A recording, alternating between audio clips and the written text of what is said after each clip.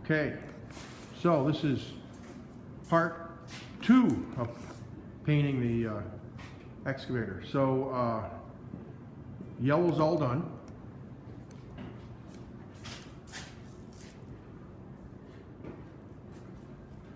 Next part is to get the rest taped out, the block done, and all the new stickers, decals on it.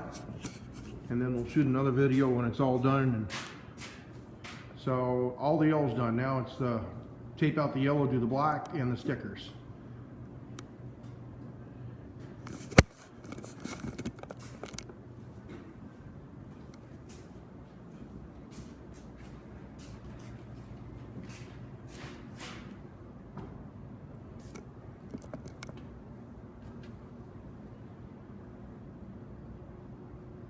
And this is Excavator paint. So this is going to be called painting your excavator for